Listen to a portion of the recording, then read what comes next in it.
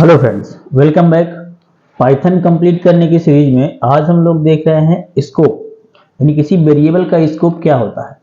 तो सपोज करें एक फंक्शन हम डिफाइन कर रहे हैं फन नाम का, और यहाँ पर हम एक वेरिएबल डिफाइन करते हैं x, उसमें रखते हैं कोई वैल्यू 5, और अभी के लिए हम इसे प्रिंट करते हैं जो भी x की वैल्यू हो, ठीक है। और इसके बाहर, फंक्शन के बाहर हम आ जाते हैं और यहां पर प्रिंट करते हैं x की वैल्यू। जरा इसको समझिए, ये वेरिएबल यहां पर इस फंक्शन के अंदर डिफाइन किया गया है और यहां से हम बाहर से प्रिंट कर रहे हैं।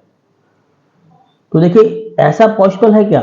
बिल्कुल नहीं, ऐसा पॉसिबल तो नहीं है कि हम किसी फंक्शन के अंदर बनाए हुए वेरिएबल को बाहर से एक्सेस करें।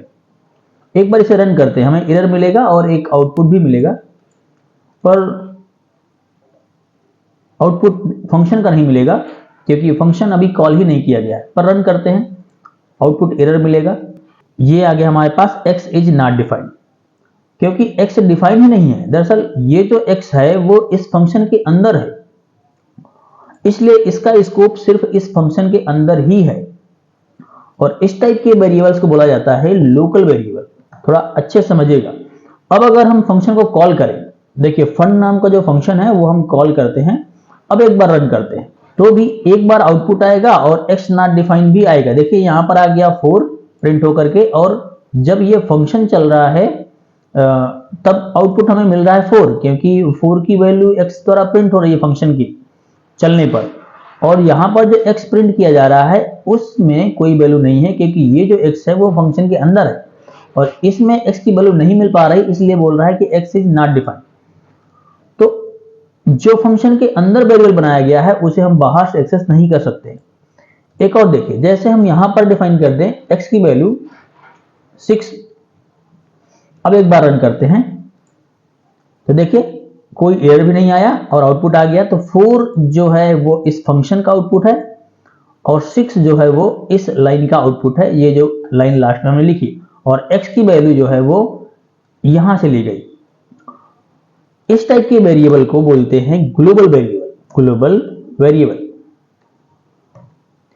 आई होप आप समझ पा रहे होंगे कि स्कोप मतलब क्या हुआ। तो इस वाले वेरिएबल का जिसकी वैल्यू 6 है उसका स्कोप है पूरे इस प्रोग्राम के अंदर कहीं भी हम उसका यूज कर सकते हैं, फंक्शन के अंदर भी कर सकते हैं।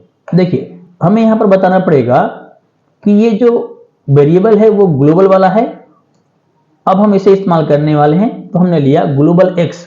एक बार रन करते हैं इसे तो देखिए 4 और 4, पहले वाले का वैल्यू जो है फन का वो हुआ 4, और दूसरी बार जब चला ये x तो अब इस x की वैल्यू हो चुकी है 4, क्योंकि हमने ग्लोबल वाले को ही 4 कर दिया।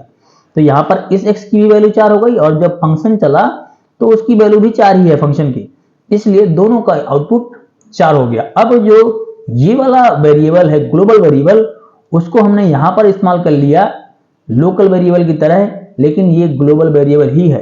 हमने ग्लोबल कीवर्ड का इस्तेमाल करना होगा जब भी हम बाहर के कीवर्ड ग्लोबल वाले वेरिएबल का इस्तेमाल करना चाहें किसी फंक्शन के अंदर। आई होप आपको समझ आया होगा कि ग्लोबल वेरिएबल मतलब क्या हुआ और लोकल वेरिएबल मतलब क्या हुआ और स्कोप क्या है। स्कोप मतलब उस वेरिएबल की पहुंच कहां तक है, कहां तक वो काम करेगा। अगर हम इस प्रिंट फंक्शन को इस फन फंक्शन के पहले रन करें, मतलब फन फंक्शन जो है वो बाद में चलेगा, पहले ये प्रिंट चलेगा। अब देखते हैं क्या आउटपुट आता है। तो देखिए 6 4 आया, क्योंकि ये जो प्रिंट है x की वैल्यू वो ग्लोबल वेरिएबल से ली गई, और ये जो फन फंक्शन चला उसके अंदर डिफाइन किया गया है x का वैल्यू 4, तो इसकी फंक्शन की वैल्यू जो हो गई वो 4 हो गई, इसलिए 6 और 4 आउटपुट आया। अगर हम इसको यहां पर बाहर प्रिंट करते हैं, इससे क्या होता है कि ये जो है अब फंक्शन के चलने के बाद वैल्यू आएगा, तो दोनों का वैल्यू 4 हो जाता है। आई होप आपको समझ में आया होगा। फंक्शन जब चलता है तब ये x वेरिएबल यहां पर डिफाइन हो जाएगा, और अगर फंक्शन नहीं चल पा रहा है तो जो वैल्यू पहले से दी गई है वो वैल्यू ही एज ए ग्लोबल वेरिएबल मान होगी। आई होप आपको समझ आया होगा ग्लोबल वेरिएबल और लोकल वेरिएबल यानी स्कोप कहां तक होता है किस वेरिएबल का।